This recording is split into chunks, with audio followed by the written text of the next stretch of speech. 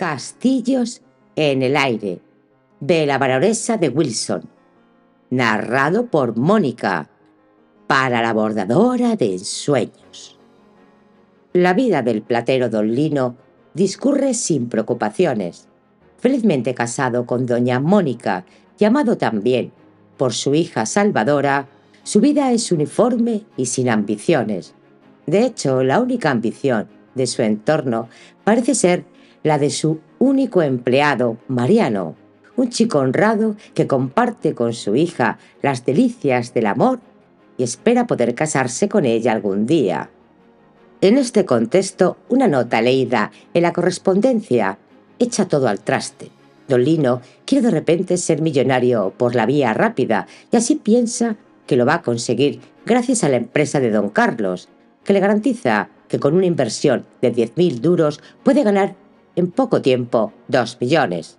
Así, embaucado por su nuevo socio y deslumbrado por el lujo, comienza a avergonzarse de su vida pasada y a adoptar las costumbres que siempre había vituperado. La paz doméstica desaparece, su carácter se toma agrio y orgulloso, hasta el día en que don Carlos desaparece. En la calle de la Concepción Jerónima existía hace algunos años una platería modesta cuyos dueños, en fuerza de económicos, habían logrado reunir una fortuna suficiente para asegurar el porvenir de su única hija Salvadora. El honrado don Lino era un hombre inmejorable y sobre todo modelo de esposos y de padres. En su casa era el rey, pero un soberano indulgente y bondadoso. Jamás se vio frecuentar el café porque decía eran el foco en donde se pervertían las ideas y que allí el hombre olvidaba a su familia y sus deberes. Algún día de fiesta solía convidar a su mujer y a su hija llevándolas al teatro, pero los días de la semana permanecían en la tienda hasta las 11 en conversación con su dependiente, joven honrado, de excelentes prendas y novio de su Salvadora. Ínterin la joven y su madre cosían, bordaban o leían en la trastienda. La vida de aquellas 3 personas era uniforme y sin ambiciones. Mariano anhelaba casarse con la hija de su principal y ocupar el puesto de éste algún día. Un gato blanco y un perrillo de lanas eran los que compartían las satisfacciones de Salvadora, pura y sencilla criatura, hermosa como un ángel y enamorada de Mariano, a quien consideraba ya como su esposo. Una noche, en la que don Lino leía como de costumbre la correspondencia, lanzó una exclamación de sorpresa y levantándose precipitadamente tomó el sombrero y sin decir una palabra salió, dejando estupefacta a su familia. «Tu padre está loco», dijo doña Mónica. «Jamás le he visto salir de su casa a las 9 de la noche». «¿Qué puede haber visto en ese papel?», exclamó Mariano. «Muy importante debe ser cuando abandona su casa», murmuró Salvadora tímidamente. «Como es dueño de su voluntad, puede hacer lo que le guste». «Es cierto, mamá». Habría pasado media hora cuando don Lino apareció en la tienda. La mirada de su esposa le interrogó. «Tenemos que hablar, Mónica», dijo contestando a la muda pregunta de su esposa. «Mariano, a cerrar, y puedes marcharte tú, Salvadora, a recogerte». Se hizo como deseaba, y media hora después, el silencio más profundo reinaba en la casa.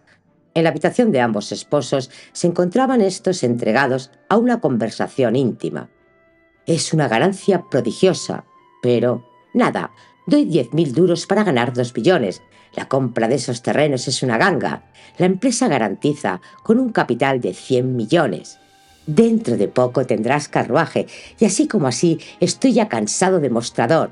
Nuestra hija se casará perfectamente. Yo no le deseo otro esposo que Mariano. No faltaba más, ya puede renunciar, un nadie. Y ella, hija única y millonaria, se casará con un título. Pero Lino, has perdido el juicio».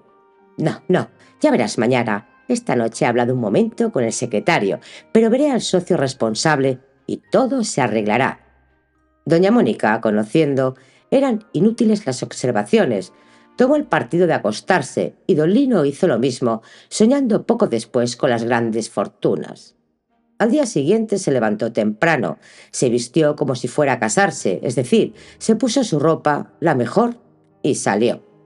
La esposa del platero estaba preocupada y nada quiso decir a Salvadora, quien sin saber por qué estaba triste. Presentía algo. Mariano tampoco sabía de lo que se trataba, pero su corazón estaba oprimido y apenas sí se ocupó de 2 o 3 parroquianos, a los que ni aún dirigió la palabra como otras veces. «¿Qué le pasará a este chico?», se dijeron. «¿Tendrá novia? Estará enamorado sin duda. Algo muy grave le preocupa», decía cada cual. A las 11 recibieron una carta de don Lino concebida en estos términos: «Querida esposa, el negocio importante que tú sabes hace que acepte el almuerzo de mi nuevo amigo, avisándote para que no pensaras me sucediera algo. Tu esposo, Lino». Salvadora y Mariano pasaron el día intranquilos. Era tan extraño lo que sucedía. Por la tarde volvió don Lino radiante de júbilo y dirigiéndose a su mujer dijo: «Sube, Mónica, tenemos que hablar». Apenas se encontraron solos, exclamó: «Ya soy socio de la empresa. He dado 10.000 duros. ¡Qué casa! Pues, y los muebles, y las arañas, y los candelabros, y qué terciopelo, qué alfombras, y qué lujo y esplendez en todo. Vamos, si estoy maravillado, pues, el almuerzo, todo el servicio de plata, los criados con frac y guante blanco, y los manjares exquisitos. Ha sido un hallazgo. Hemos paseado en un carruaje y estamos citados esta noche para firmar el contrato». «¿Pero estás seguro del éxito?» «Inmediato. Es una mina, ya lo sabes. Nuestra hija no puede pensar ya en Mariano, y si algún día tuve la debilidad de consentir, hoy sería imposible. En eso no estamos conforme. Pues lo dicho, dicho está, y no hablemos más. No lo consentiré. Soy tu marido y su padre. Lo mando». Era la primera vez que don Lino usaba de su autoridad. La comida fue silenciosa y triste. Salvadora había sabido que la destinaban a otro y sus hermosos ojos estaban enrojecidos por el llanto. Mariano, cohibido por lo que su amada le había comunicado, no hablaba ni apenas comía. Mónica estaba pensativa y seria, don Lino entregado a sus futuras esperanzas. A las 8 salió el platero y la velada fue consagrada al dolor de ambos jóvenes. «No seré esposa de otro», decía Salvadora, «ni yo jamás amaré a mujer alguna. Tu padre lo ha decidido, pero aun cuando sea mal hecho, yo, acostumbrada a mirar a Mariano como a un hijo, no podré acostumbrarme a verlo rechazado». Al día siguiente don Lino puso un anuncio en la correspondencia para traspasar la tienda. Mónica rompió a llorar. En aquella tienda se había casado, allí nació Salvadora, y le parecía el colmo de la desgracia el trasladarse a otra vivienda. «He tenido que dar 2.000 duros más», dijo don Lino, «porque hay que dar un impulso a la empresa, pero antes de 8 días los productos serán triplicados. Don Carlos lo asegura». Halagado con la idea de un porvenir brillante, quería don Lino alquilar una gran casa y tener criados para estar a la altura de su nueva posición. Los almuerzos, las comidas, el carruaje de don Carlos le hacían daño porque lo humillaban, y con aquel contacto se había despertado un defecto en el honrado platero: el amor propio. Le parecía mezquina su mesa y sus trajes, y su casa y aquella vida sencilla que hasta entonces había sido su felicidad, que le avergonzaban ahora. Don Carlos prodigaba entusiasmos elogios a la belleza de Salvadora y solía pasar algunas horas en la trastienda abandonando el teatro y los placeres, todo lo cual no dejaba de probar a don Lino, que además de socio anhelaba formar parte de la familia. Mariano sufría los desdenes de su principal y altanería de don Carlos, y a pesar de estar seguro del amor de Salvadora, sufría un infierno de celos. Las galanterías de aquel hombre le contrariaban poderosamente y hubo momentos en que tuvo que contenerse para no estallar en invectivas. Don Lino regaló a su socio una preciosa sortija y una escribanía de plata, y era tal su ceguedad que adoptaba las costumbres que siempre había vituperado. La paz doméstica desapareció. Se tornó su carácter de dulce agrio, de modesto en orgulloso, de tranquilo en impetuoso. Tachaba a su hija de mojigata y de vulgar a su mujer. La tienda no se traspasaba porque nadie ofrecía una cantidad aceptable.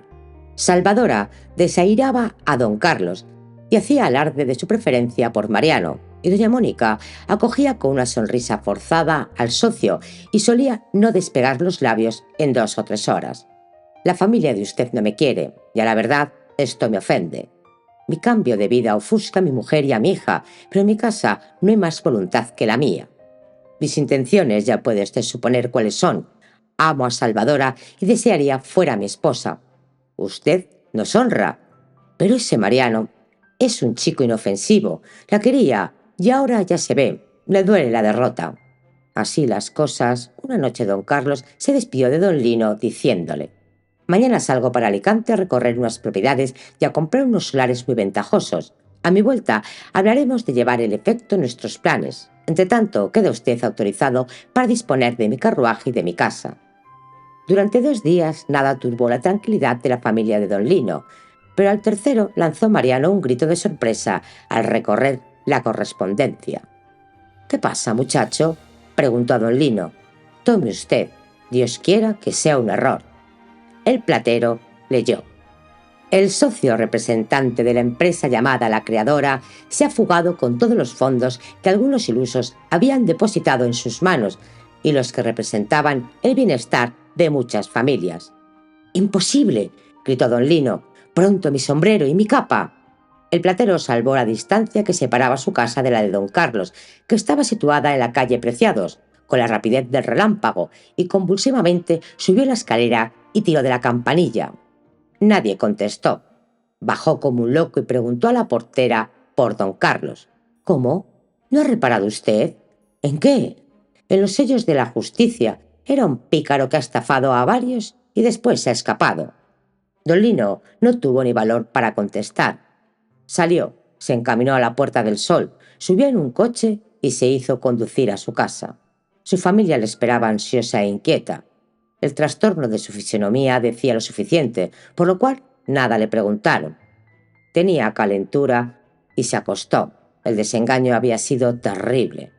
Don Carlos era uno de esos tantos caballeros de industria que viven a costa de la credulidad de los demás, que al tropezar con don Lino lo explotó, arruinándolo.